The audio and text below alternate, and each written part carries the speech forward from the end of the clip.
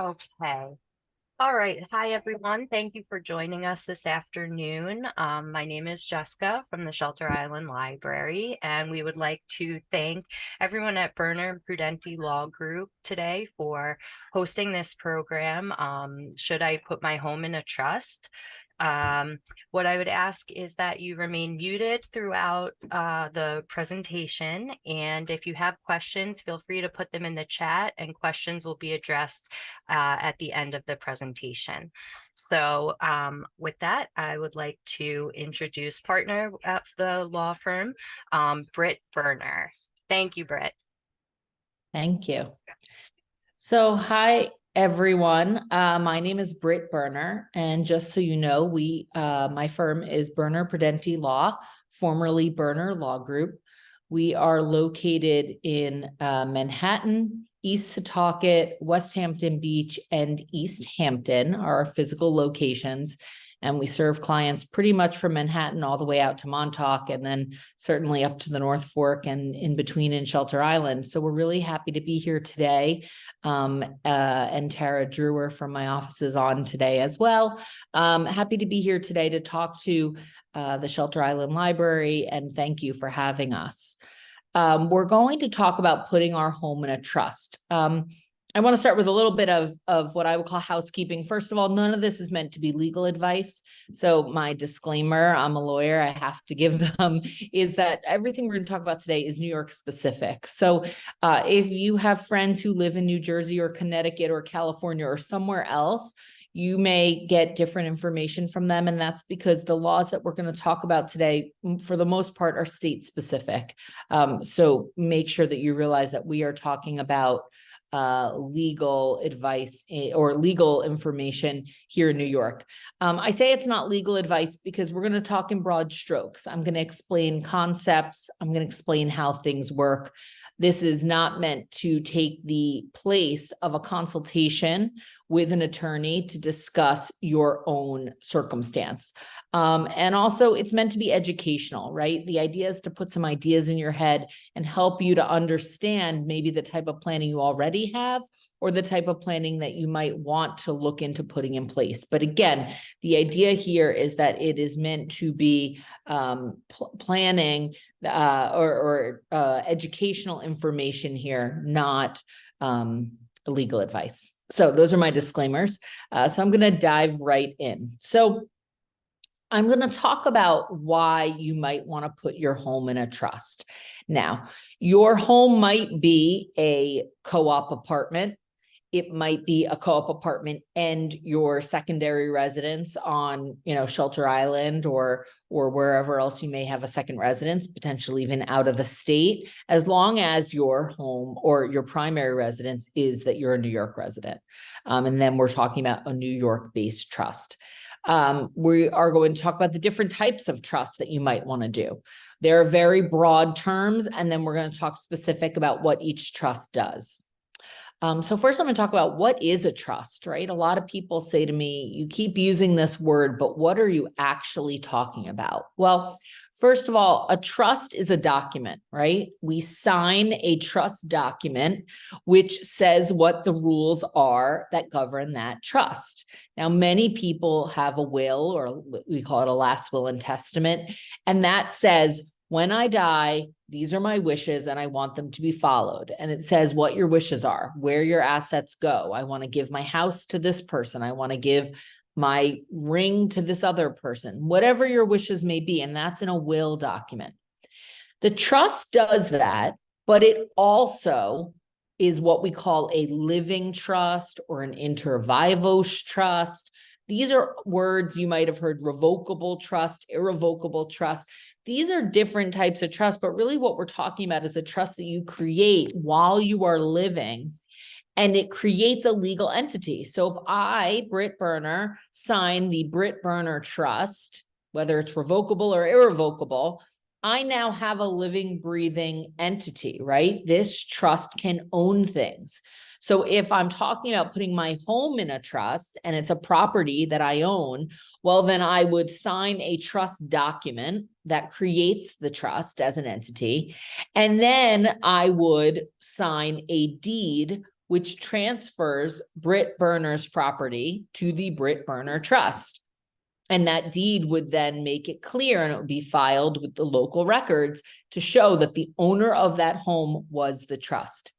If you don't take that second step of signing the deed over to the trust, then you just have an empty trust. You have an entity that owns nothing.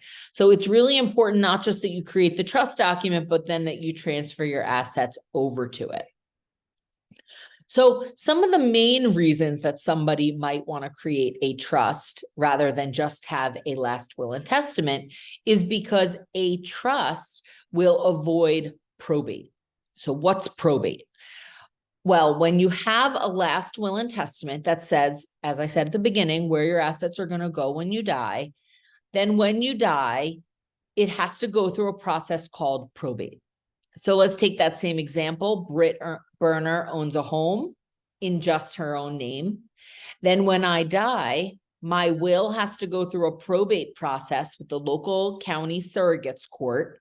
And once that process is completed, an executor is officially appointed by the court, and the executor then has control of my assets, including my house. And now the executor has my house and has to do with it what the will says. So if the will says sell it and divide up the money, that's what the executor has to do. If the will says give the house over to a certain individual because they just get the whole house, the executor would sign a deed giving that house over. But that part is stalled until probate is completed. Now, certain people, their will goes through probate, and I should say all wills go through probate. This is one of the most common misconceptions we get.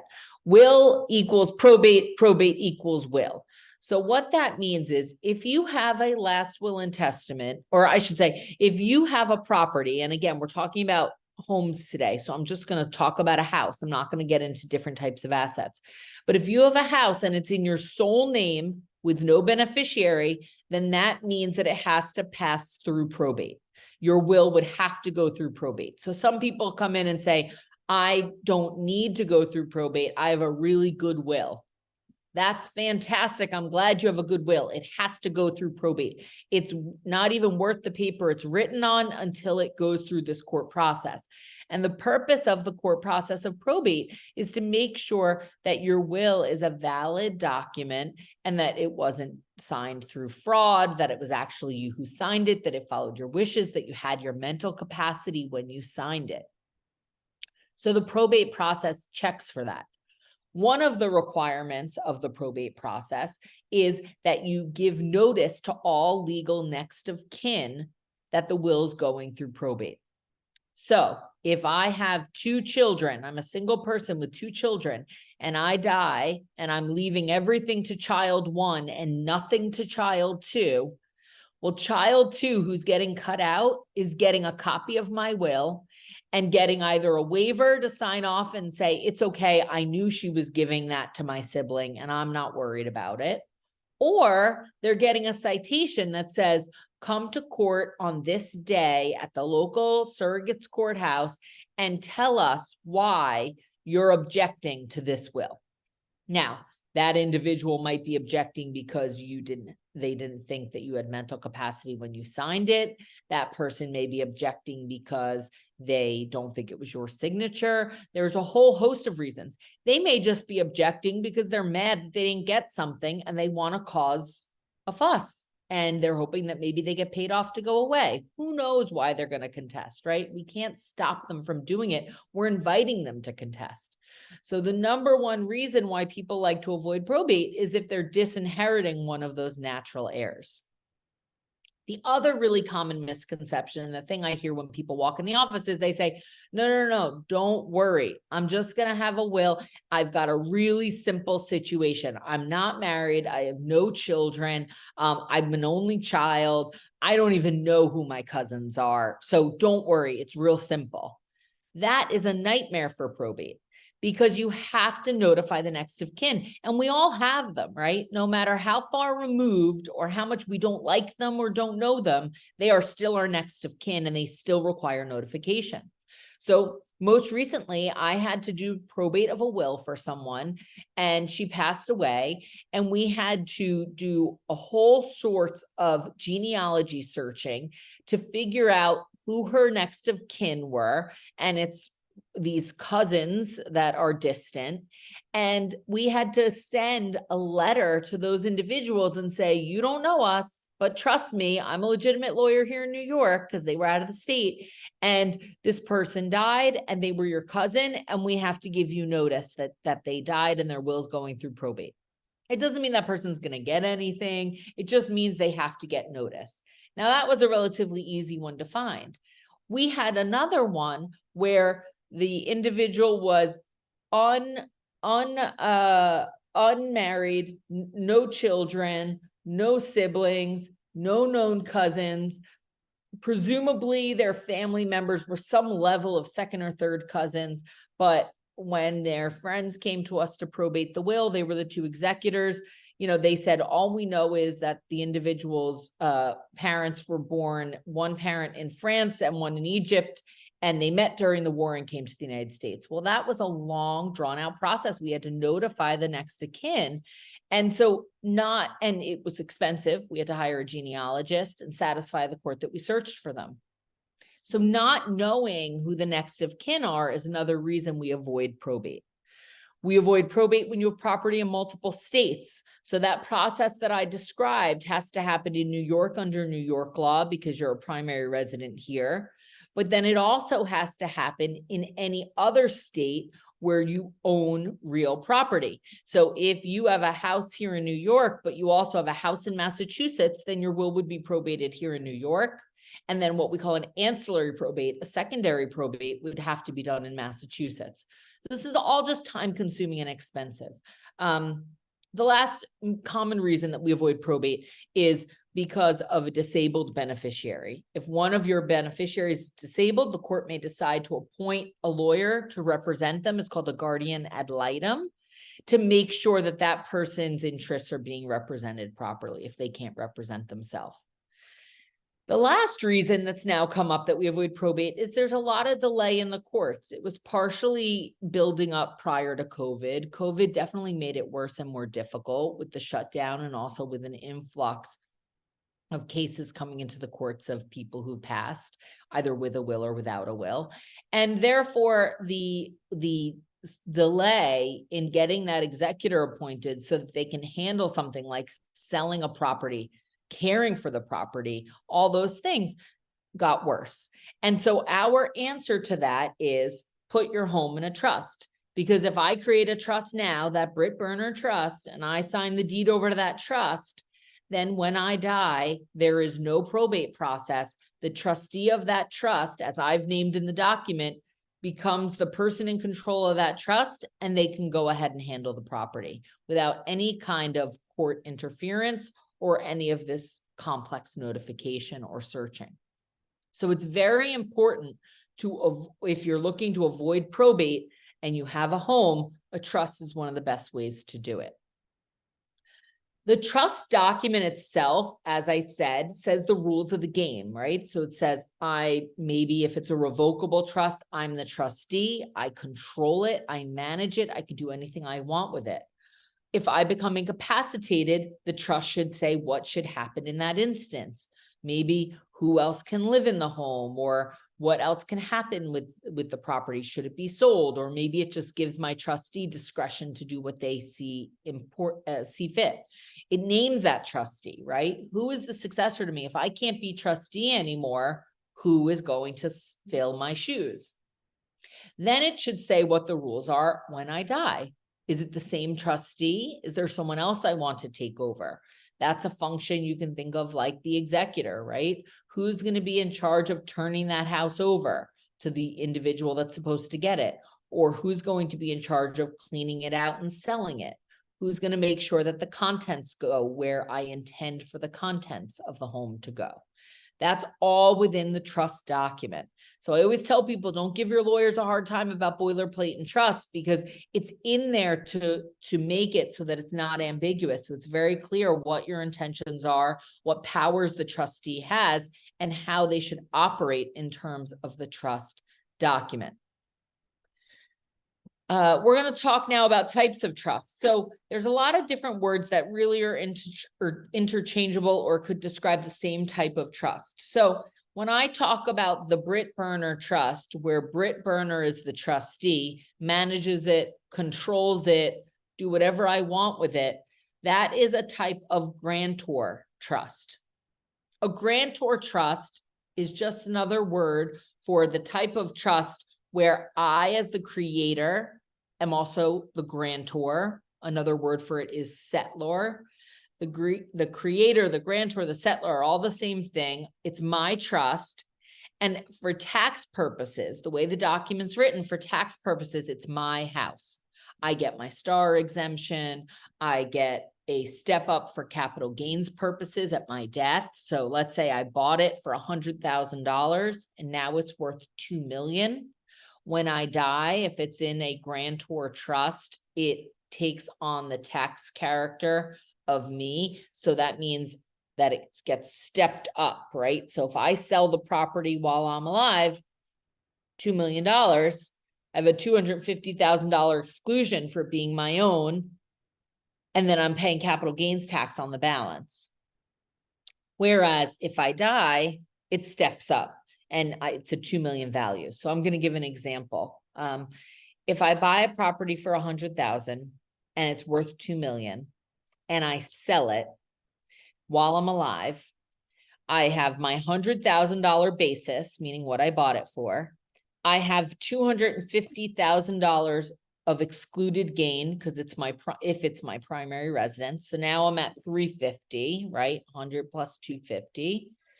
Now, if I haven't made any capital improvements, I'm going to pay capital gains tax on the difference between 350 and 2 million. That's a large gain. I'm going to pay a tax on that. Now, upon my death, that 350 gets stepped up to 2 million, which would mean my beneficiary, the day of my death or the day after my death, if they sell it for 2 million, there's no gain and no tax. So that's why you start to see people talking about not wanting to let a property go while they're alive because they're afraid of that large capital gains tax, especially if it's a property out on the East End or maybe in certain parts of the city in Brooklyn that were bought maybe in the 50s, 60s, 70s, who knows when, or inherited at that time for a very low sum. And now we've seen prices skyrocket in terms of value. So you want to make sure you understand the tax character. But when I create a grantor trust, it's the same as if it's my own. You also want to realize that that's the upside to it being yours for tax purposes and being a grantor trust. The downside is the value of that property counts towards your taxable estate. So in New York, if I have less than $6.58 million when I die, then I have no estate taxes. My estate does not have to pay anything to the government, to New York State. However, if I'm over 6.58, and that includes the value of my house when it's in this type of trust, then let's say I have investments, a retirement account, a life insurance policy, death benefit, and my house that's worth that 2 million. And when I add it all together, we're at 8 million. There's going to be an estate tax that's owed.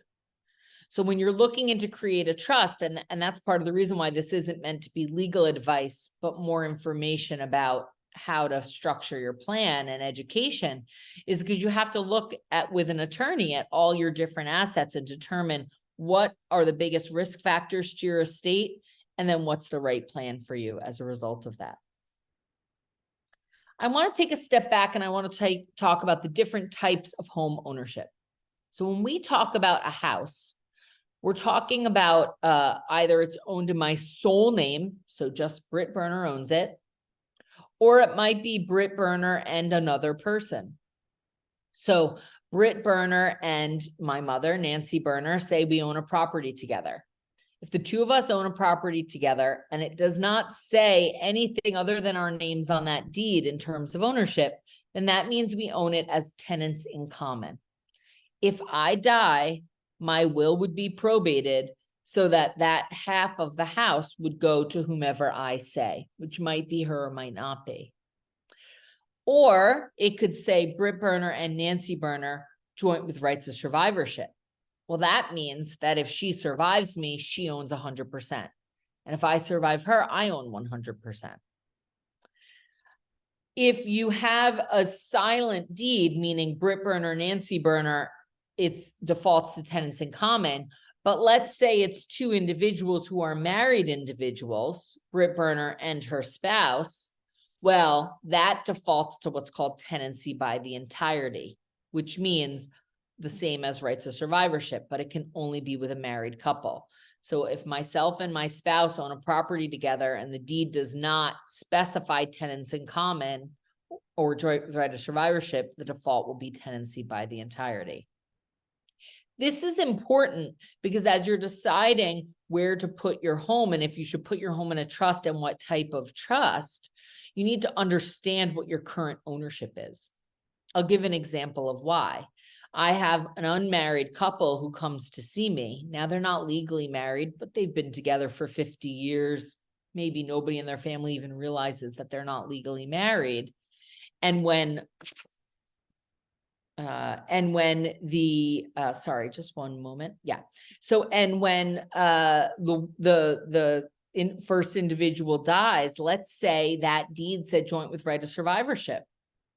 They might not have realized that what was going to happen, but that might mean that when the first person dies, the survivor owns 100%. And then wherever the survivor says it goes at their death is where it goes, which could cut out the family and friends and potentially charities of the first to die person. And that may not have been what was intended, or it may have been. But the important part here is you have to read the deed and understand how you own a property before you can figure out what type of trust you might want to put it into. Sometimes I have couples who are in that circumstance where they're not legally married and they want it to go 50% to one person's family and 50% to the others. Or sometimes they say, let's just say that when we're both deceased, whoever survives picks where it goes. You could have the flip with a married couple. They might not realize that the default is 100% to their spouse, and they may have different children. They might have children each have children from a first marriage that they want to make sure they're benefiting. So it's really important when deciding if you're going to put your home into a trust to determine how you even own your property to begin with. So let's talk about more specifically the different types of trusts that you can have. So when we talk about a revocable trust, this is a trust, like it sounds, where you can revoke it. No one can say anything. So if Britt Burner creates the Britt Burner Revocable Trust, that means that I'm the trustee. Often means I'm the trustee. It don't have to be. I can name a co-trustee. Sometimes we name a spouse as a co-trustee or another family member if someone wants the assistance. But I can be my own trustee. I can manage it. I can control it. It uses my social security number. I can change the terms of the trust. I can change anything I want. I can take the properties out. I can add properties in. No one can tell me what I can do with my revocable trust.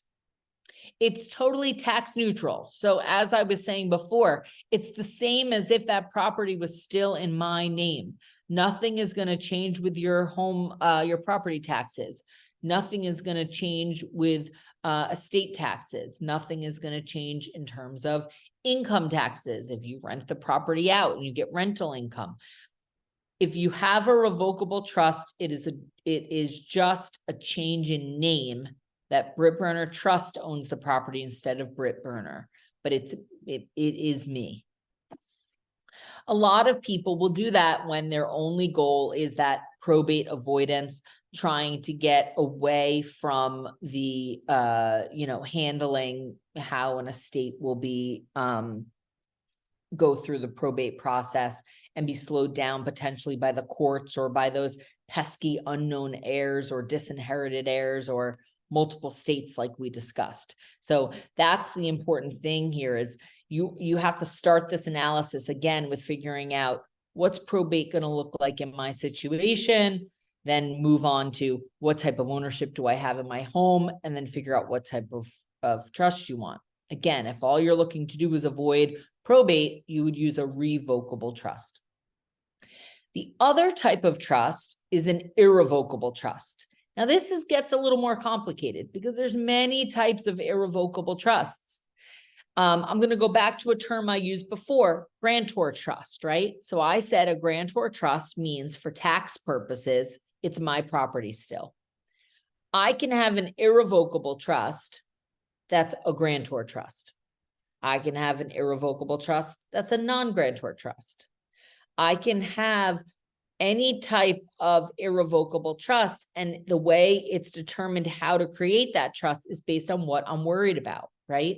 If I'm someone who's never going to have enough assets to get near that 6.58 million, but I'm worried about Medicaid, and I'm worried that my home is going to be lost if I need long-term care assistance at home or in a facility, then I'm going to be creating an irrevocable trust that's a grantor trust for tax purposes, but that has the proper way that it's written so that Medicaid can't come after my home and that Medicaid can pay for my care when I need the assistance.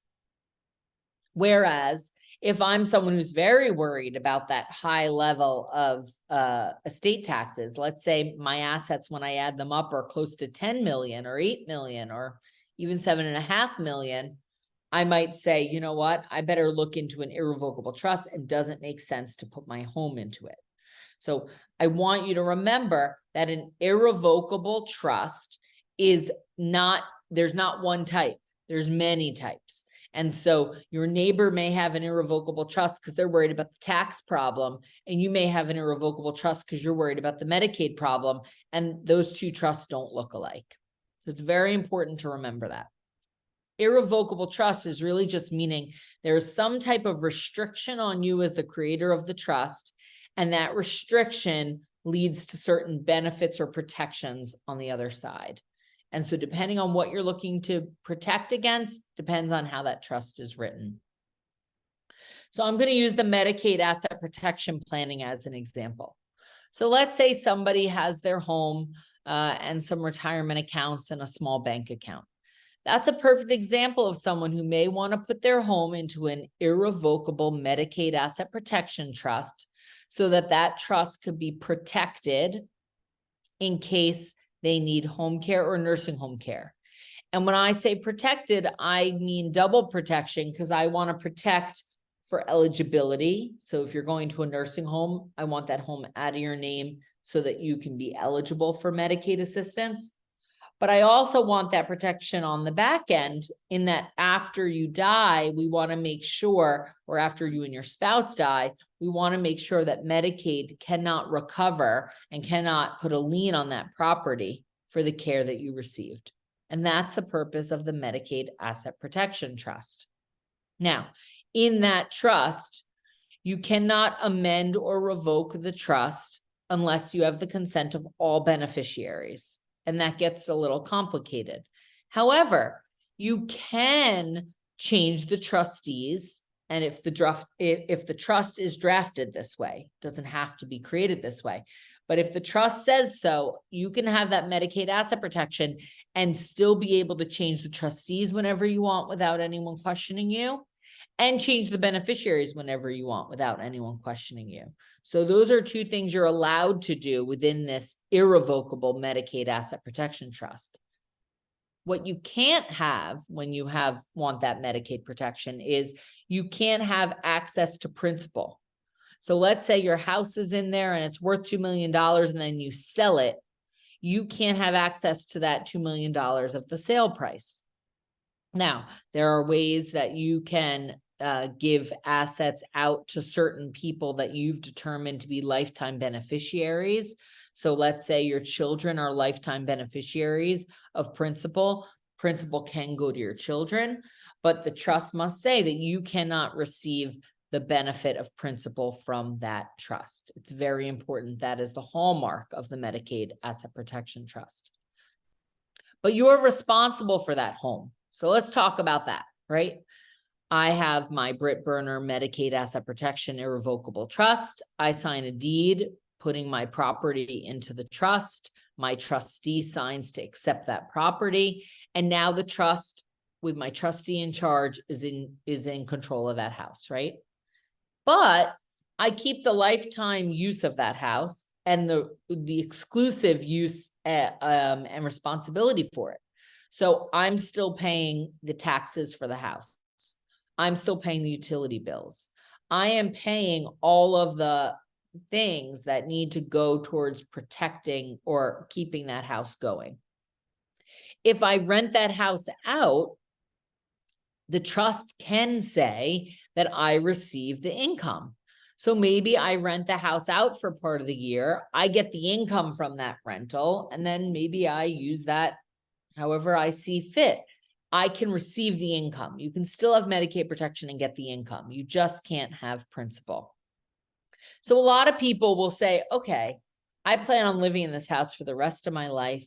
I feel very comfortable that if I put this house into a trust, I'm still in control of the house. No one can charge me rent. It's my house. However, I know it's protected and I can pass it on. That's really important for people. And a lot of times, especially if it's not a house you're looking to sell anytime soon, you feel like you're not really altering your day-to-day operation because you're still in control of the property, but you are gaining that protection. When you have a property in a trust and you do decide you're going to sell it, we get this question a lot, right? Clients put their property into a Medicaid asset protection trust, and then it comes time that they decide they want to move, they want to sell it. Maybe they want to downsize, whatever it may be.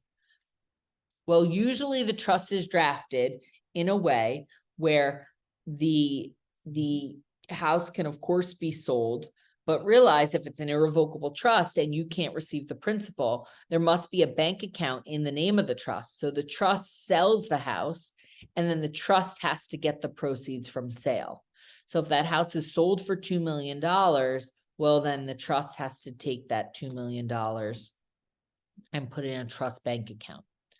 If that bank account then earns interest and dividends, I get the income, but I can't have the principal. If we often recommend that trustees of an irrevocable trust open the trust bank account when the trust is first created, because it leads to less hassle down the line, especially if we're rushing a sale, we want to make sure there's somewhere to deposit the proceeds. If you have the capital gains tax, now remember, for tax purposes, this trust is mine. So if my trust is selling a property and taking the proceeds, I'm responsible for the income taxes. I'm responsible for the capital gains tax. So that's something that you need to get legal advice about if you are selling a property in a Medicaid asset protection trust, to make sure that you have the ability to pay the taxes if that becomes necessary. At my death, the trust can continue for the lifetime of my spouse, so that no spouse is kicked out of a home that they're living in. My spouse can receive the income from that property if it was a rental property, just as I was. I can either have the initial beneficiaries that I named when I first signed the trust document, or as I said, I can keep the right to change the beneficiaries. So we can look to see if there was what's called a limited power of appointment that was exercised. Limited power of appointment is the power to appoint or power to say where the assets in the trust go upon the time of your death. We look to see if the trust says that the house goes to a certain individual or individuals. We look to see if the house, the trust directs that the house be sold first and then the money distributed. We look to see if the house goes to those individuals. If it went to a certain person, does it go to them outright, meaning just in their name, or does it go to them into a further trust? So those are the things that we look at when we have a Medicaid asset protection trust. So the take homes here should be, one, that you need to look at what your probate situation is going to be. And is there a concern about the delay of probate that would lead you to create a trust? Two, I want you to look at the deed to your property and understand how you own that property. Is it in your sole name? Is it joint with another person? If you own it with another person, how do you own it with that other person? Are there survivorship rights? Will it go 100% to that other individual, or is probate necessary or administration necessary at your death to handle your half of the property or whatever percentage you own? Also, I didn't discuss this, but if there's a life estate on the deed.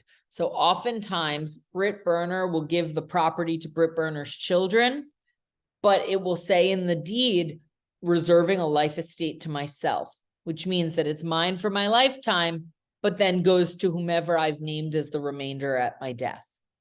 That can be problematic with long-term care, because if I go into a facility and I own my primary residence, it could create a situation where the property has to be sold because I'm not there to pay for it anymore. And then I still own a portion of that and I get that money, and that's not protected. So we don't favor those types of deeds when we're doing Medicaid planning. So you look at what your probate situation would look like at your death. Would it be messy? Would it be prolonged? Is it something your estate can handle the cost of? You look to see how you own your property, who you own it with, and are there rights of survivorship or any type of life estate. And then we start to talk about what your concerns are, what your goals are. Are you worried about taxes, estate taxes? Are you worried about Medicaid, so that we can design, or are you just worried about avoiding probate?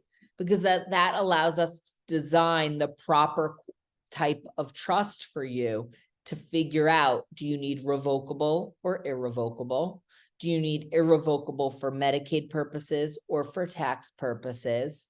We also look at who your intended beneficiaries are, who you might have available as a trustee to serve, to assist you. And all of these different things go into the conversation of, do I need a trust? Should I put my home in the trust? And what type of trust should I get? And who should I name to be in charge of that trust if I become unable because of incapacity or death? I'm going to stop now and take some questions. So I think there might be some in the chat. Tara, do you want to go through and just read out whatever questions there may be? Yes, we had one. You kind of touched upon it. When a spouse dies, is it necessary to have the name on the deed changed to just the name of the living person? Can you read it one more time? Sure. When a spouse dies, is it necessary to have the name of the deed changed to just the name of the person that is still living?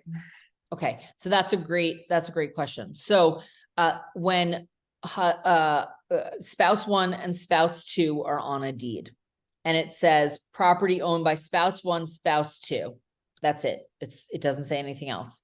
That is what we call tenancy by the entirety. So if spouse one dies, there is no need to do a new deed change. Spouse two is the sole owner of that property. Now realize that when spouse two subsequently dies, spouse two will need to have a probate of their will, or before they die, will do additional planning to put the property into a trust to avoid probate. But no, when spouse one dies, it's not necessary.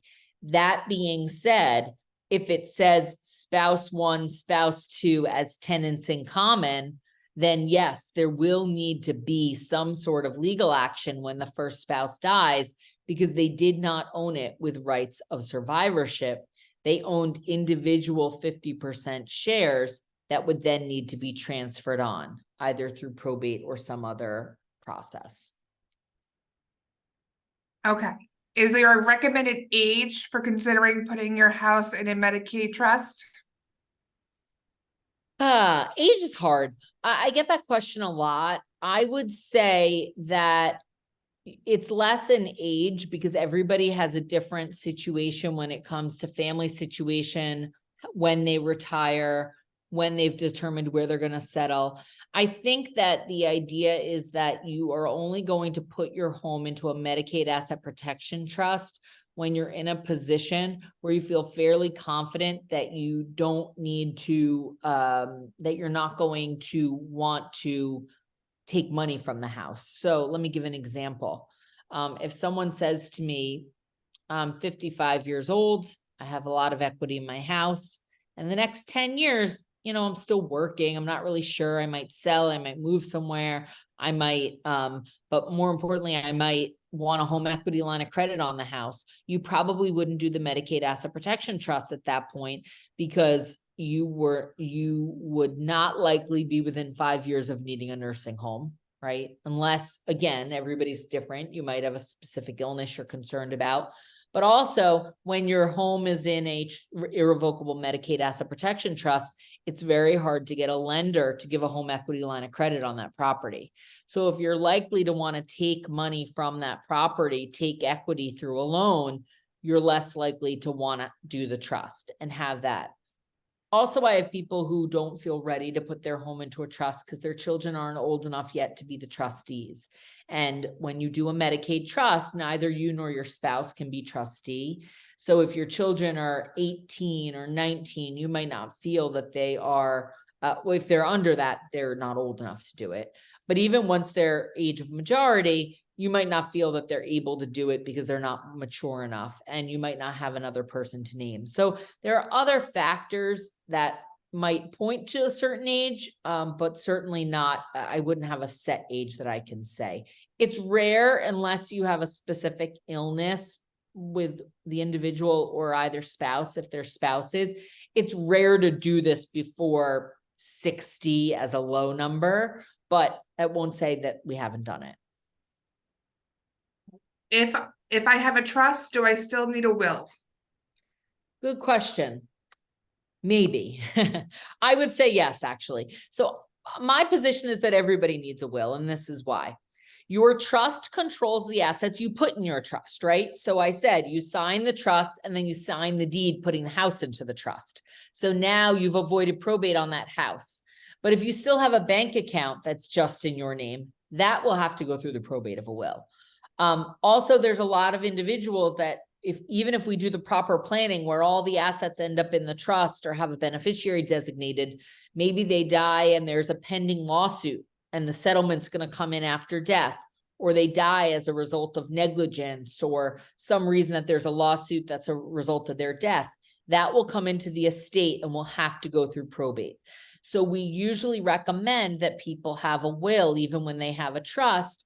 And it's often what we call a pour over will. So it's a will that says, if I die and there's assets that have to go through probate, put them through probate, do the process you need to do, but then my executor will give them over to my trustee, and my trust is going to say how things are to be handed out and distributed. Okay. What is the process if your home has been put into an LLC? Is it protected for your beneficiaries, and is this a good idea? So there's a lot of variables when it comes to an LLC. And when we say protected, the question is protected from what? So a lot of times people will create a single member LLC. So let's give an example. We've got someone who lives in Manhattan and that's their primary residence. And then they have a secondary residence out on Shelter Island, and they have created an LLC, which is a limited liability corporation, where they are the only member of that LLC, and they sign a deed putting their property into the LLC.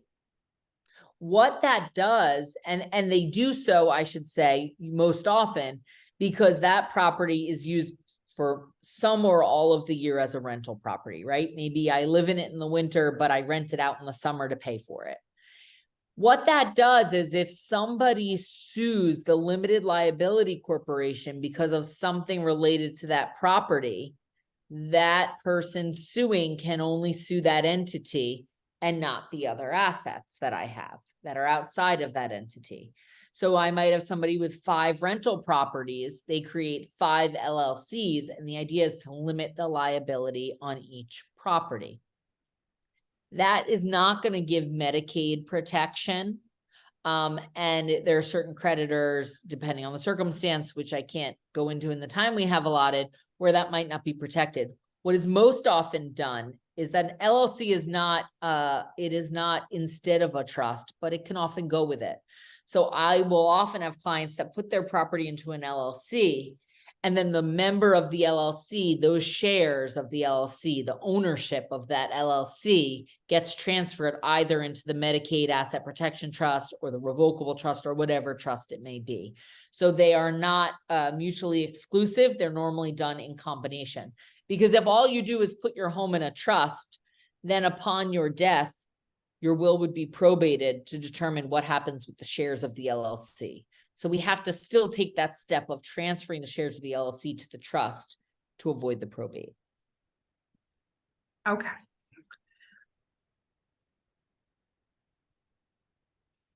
If I have my home and assets in a trust, where do I get money to pay for taxes, utilities, etc.? So it depends. And this again goes to why everybody's situation is different. Most people are living off of their income, first and foremost. So Social Security, retirement, if you have a 401k, an IRA, a 403b, any retirement assets that those don't go into the trust. So you have distributions from those. You may be lucky enough to have a pension, although we see that less and less these days, although some people still do have pensions. And potentially off of the investment income generated by your trust. But we like to make sure that individuals, if you are doing the Medicaid planning, so you're doing a trust where you don't have access to that money, we counsel people to make sure that they're only putting assets into the trust that they can afford to not have control and use of for the rest of their lifetime. So that's where the individual advice becomes very important. But the short answer is from your income. Okay. Can you put your home into a Medicaid trust if you were still paying off the mortgage? Yes, you can.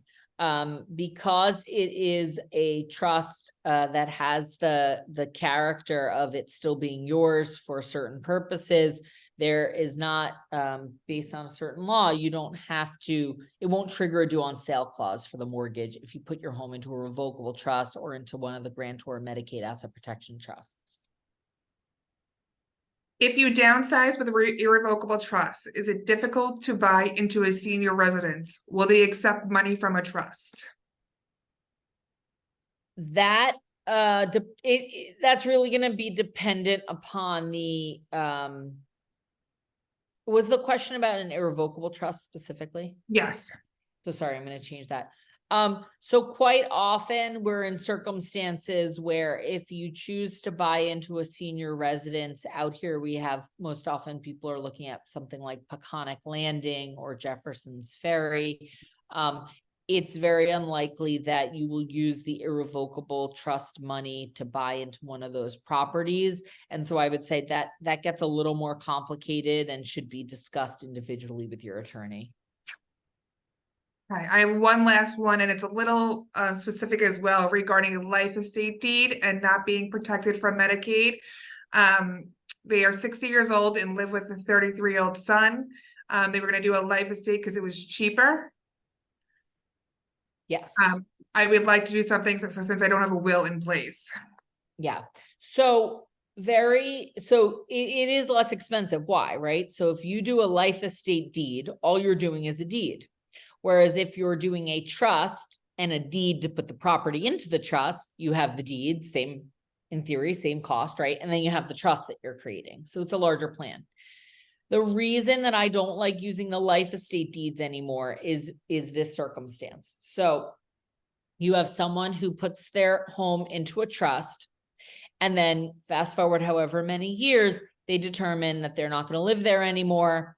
And no one, maybe that 30-something-year-old person no longer is living there or doesn't have the ability to pay, right? So now I'm in a nursing home. My income is going to the nursing home and Medicaid's paying the balance, but there's nobody to pay the taxes on the house. There's nobody to pay the utilities. No one is paying for it. So the house has to be sold because nobody can afford the upkeep anymore. If that house is sold in the trust, that 100% of the money stays in the trust and it's still protected from day one when we put the house in the trust. If all you did was the life estate deed, then a percentage of that property goes to the person who's in the nursing home and is unprotected from Medicaid. And how much percentage it is depends on what your age is. And the IRS has a table, and you have a life estate interest, and it diminishes the older you get. But yet it's still unprotected money. So you're not getting as good of protection with the life estate deed as you're getting if you create the trust and put the house into it. So that's why it's very rare that we'll use a life estate deed these days, because there's just a better way to more fully protect your home, your asset. Okay, that is all the questions in the chat. If anyone has another question, we can take another one or two. If not, that's it. Yeah, and I just, as some closing remarks, as we're waiting to see if anybody writes in additional questions. So again, the real things to look at here are you looking to avoid probate? Are you looking to remove your house from your name for tax purposes? Or more likely, are you looking to remove your house from your name so that there is Medicaid asset protection over the house, while still giving you the full rights to live in the house and to keep your property taxes the same and to have all of the benefits of it being your primary residence? And if that is the case, then you should seek some advice in your personal circumstance of what the right type of trust to do is, what it might cost for you, and how you would want to, and what the potential downsides are, right? So a downside to one listener today might not feel as a negative to another person, because everybody's circumstance is different. So please seek out that individualized advice to figure out what's best for you. Thank you so much. Oh, you're welcome. I think we have some late questions coming in.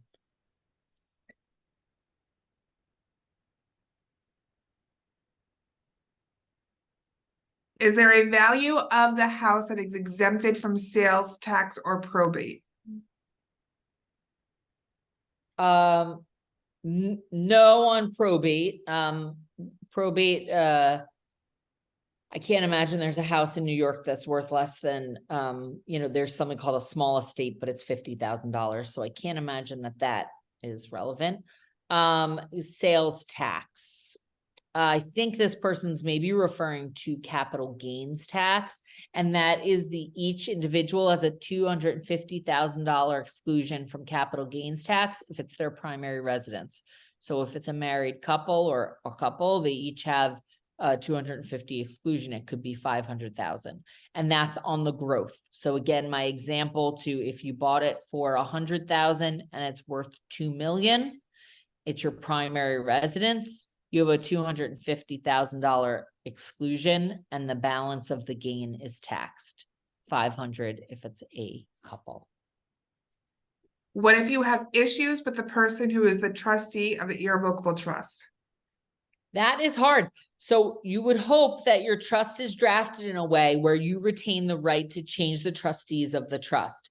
So that's very important. Now, you can keep that right on your own as long as the trust is drafted that way. So everything that I'm telling you today is what can be done, but we all go back to that beginning where, remember I said the trust document says the rules of the game. So if your attorney doesn't draft your trusts in a way where you have the right to remove a trustee, then you don't have that right. So you want to make sure that that's within the document. But if you do, and if it's drafted that way, you can remove the trustee and name someone else. This question is in regards to the bank account. Is setting up an irrevocable trust bank account if the money deposited can be used, or is it not available? If the irrevocable trust has a bank account and assets are put in it, that money is not available. However, income generated from that account, interest, dividends, is available. Again, if the trust is written that way, it can be. Okay. I think this will be question regarding if you move from another state, is your will still in effect? Your will is valid in whatever state you're in, as long as it was validly created in the other state. However, I always tell people either coming into New York or leaving New York that if you are permanently moving, you should have your documents checked by a local attorney, because it often makes sense to update them to comply with local rules and regulations. Can the trustee be the executor as well? Can two Yes. children be the trustee and executors? Yes, so you can, quite often, the person who's serving as your trustee is also your executor. They can also be your beneficiaries. I get that question a lot. And yes, you can have more than one trustee. You can have two. You can certainly have more than two. I just like to talk through the logistics of that and make sure that it makes sense in the individual circumstance. Can those people work together? Are they in the same place? If you're, I have a client recently where one child is overseas and the other's in the US. And so we really talked through how it would work if they both served as trustee, and then the client could make a decision about what made most sense to them. What if the house in the trust is not the primary residence? What constitutes primary residence? So I'm not sure that first question, what if the house is not your primary, if the house in the trust is not the primary residence, that's fine. There's quite often we have someone who creates a trust and they're putting multiple residents in the trust. They might have a primary and a secondary, and both are going in the trust. We might have a New York property, a Massachusetts property, and a California property, and they're all going into the trust. That there's no problem with that. If it's your primary, what constitutes your primary residence? So there's a lot of things that go into it, but one example is, where do you file your taxes? So what do you claim as your primary? A lot of times the primary residence is, is for tax purposes. For some people, especially, I have a lot of clients who live in the city and they might have a primary residence requirement because they live in certain Mitchell-Lama housing or other housing that requires it to be your primary. And then the secondary would be their second property. But there's different things that go into it. One other question, what is the Medicaid look back on a trust? So the Medicaid look back, whether it's a trust or an individual, is 5 years. So what that means, and that's for a nursing home only. So what that means is if you need a nursing home, they go back, you submit an application that shows what happened over the prior 5 years. So nursing home today, go back 5 years. So what are we? We're in 2023. We're going back 5 years from today. And we're saying, what did you give away over the last 5 years? And if you gave your house to a trust, it's the same as if you gave your house to an individual, unless it was a specific exempt individual, but we won't go there. But they look to see what you gave away. And for everything you gave away, there's a penalty. If you gave away the value of a home on Long Island or in the local area, you will be well beyond the 5 years in penalty. So the idea of the look back is if I transfer my house to my property to a trust now, 5 years from today, or really 5 years from the upcoming October 1st, that property won't be counted as mine for eligibility, and there'll be no penalty assessed for having transferred it. For home care, there's currently no look back in New York State. There is a potential look back of 2.5 years for home care Medicaid. However, our most recent information tells us that this will not happen until at least 2025, if ever. We don't have federal approval on that, so it's unclear, and that's a stay tuned piece of information. Okay, one more just came up. I think it's about the primary residence. Yes. Certainly, if somebody's primary is 9 months in New York City, 3 months on the East End, then their primary residence should be New York City. But again, that's the factors that go into what your primary residence is are going to be things like where you file your taxes and where you vote and all of those things. It's the same thing that goes into where your will's probated. It's where you're domiciled. It's where you lived primarily.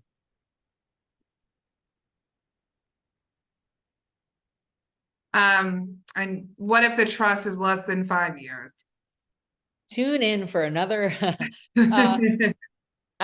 I will say that we definitely don't have time to cover it today, but I will tell you that we have people who create a trust for Medicaid purposes and then unfortunately need a nursing home in less than 5 years.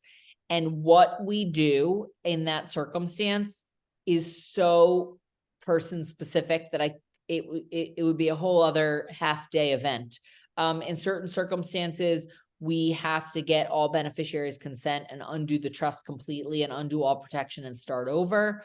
In certain cases, we can do that and give the property to a certain protected individual. In certain cases, the property has to be sold and part of the money used for the care. It depends what other assets are available to pay for the care in the interim. So it really is going to depend on the personal circumstance.